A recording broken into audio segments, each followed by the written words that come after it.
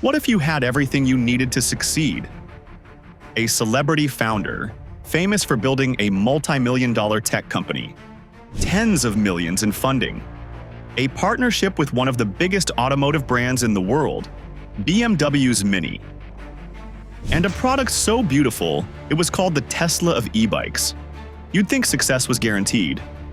But in January 2025, that's exactly what happened to the French e-bike startup Angell. The company collapsed, leaving behind angry customers, lawsuits, and a lot of questions.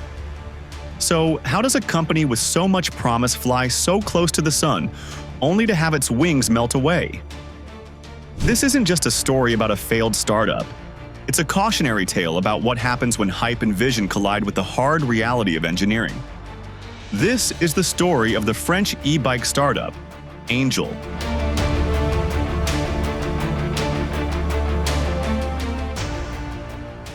Now, to understand the fall, you first have to understand the hype.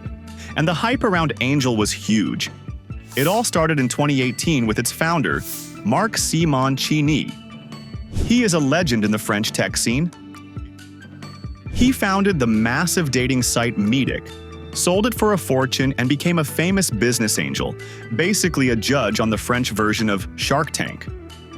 When he announced he was launching an e-bike company, people paid attention. He personally invested 3 million euros to get it started. And the bike itself? It was stunning. Designed by the famous French designer Aura Ito, the Angelebike was a minimalist work of art.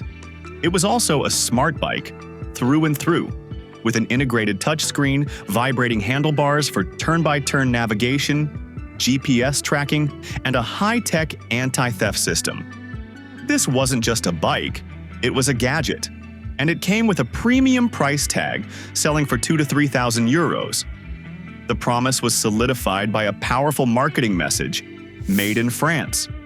To make this happen, Angell built what looked like a dream team. Assembly was handled by SEB, a massive and highly reputable French manufacturer known for brands like Tefal and Krups. For the complex process of designing and engineering the bike for manufacturing, they hired a firm named Kickmaker. The money poured in, potentially up to 30 million euros in total.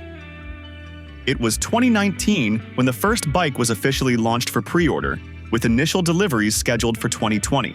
But when production began, the company immediately slammed into the wall of the COVID-19 pandemic, causing massive supply chain disruptions and delays. For the next 2 years, Angell was plagued by persistent manufacturing struggles and quality control issues behind the scenes, even as they raised more funding in 2021 to accelerate growth.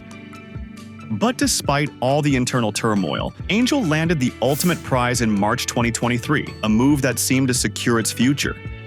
To design and sell co-branded e-bikes, they announced an exclusive 5-year global partnership with Mini. Think about it, a French startup, chosen by BMW. It felt like they had made it. As 2024 began, the company posted on social media about a new year filled with promise. At that moment, Angell looked unstoppable. But behind the slick marketing and the big partnerships, there were fundamental problems. If you looked closely at the dream team, a critical question emerged. Who was the bike expert? Well, Simoncini, the founder, was a genius, a software genius, who openly admitted he had zero experience in hardware or manufacturing. SEB, the manufacturer, were experts in making coffee machines and home appliances, not vehicles. And Kickmaker, the industrialization firm, primarily worked with startups and appeared to have no deep, specialized experience in bicycle engineering. Now, a bike isn't just a gadget.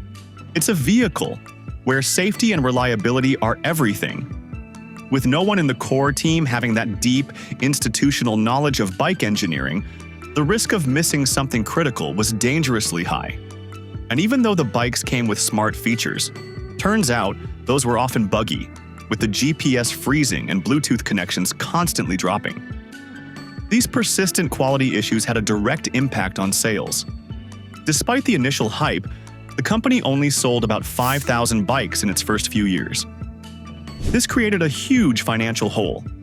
The low sales volume was nowhere near enough to justify the massive investment and a high-profile global partnership with Mini. And then one day, the foundation broke, literally. Reports began to surface of a critical safety crisis. The bike's frame, and in some cases even the handlebars, were breaking during use. This is the single worst failure a bike can have. It's not a software bug, it's a life-threatening defect. Though, looking at those frames, most people would fall in love at first sight with the design. But yeah, that's not the true picture, as you can see. In November 2024, the crisis became official. Angell was forced to recall nearly every single bike from its first generation, up to 5,000 units. The fact that they couldn't just recall a specific faulty batch suggested a bigger problem. The flaw was in the fundamental design, and their systems couldn't even trace which bikes were affected. This recall came with a crippling price tag, an estimated 13 million euros in customer refunds. For a startup, even one with big funding, this was a fatal blow. The company simply couldn't afford it. The dream was over. On January 2025, Marc Simoncini announced that Angell was folding. But the story didn't end there. A public shitstorm, as it was called, erupted. Simoncini announced he was suing both the design firm, Kickmaker, and the manufacturer, SEB, to figure out who was to blame. SEB fired back, defending itself by stating the project was a major commercial failure and that they had built the bikes correctly according to the designs and specifications they were given.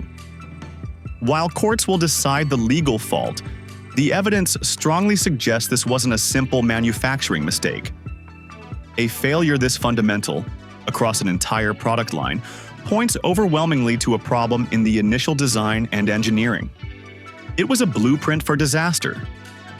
And the real losers here are the customers. Owners of the first-generation bikes are left with a dangerous, unrideable product. And even for those with newer models that weren't recalled, the future is uncertain. With the company gone, the servers needed for all the smart features could be turned off at any moment, turning their expensive smart bike into just a bike. The story of Angell is a powerful lesson. They had a brilliant vision, a celebrated founder, incredible marketing, and world-class partners. But they failed because they missed the most important thing. The product itself has to be fundamentally sound. You can't just bolt a tech startup mentality onto a physical product that carries a human life. In the race to create the next Tesla of e-bikes, Angell forgot that before a bike can be smart, it has to be a safe, reliable bike. It's a hard lesson that the entire e-bike industry, which has seen other high-profile bankruptcies like Van Moof, is having to learn. Angell reached for the stars, but a flawed frame brought it all crashing back down to earth.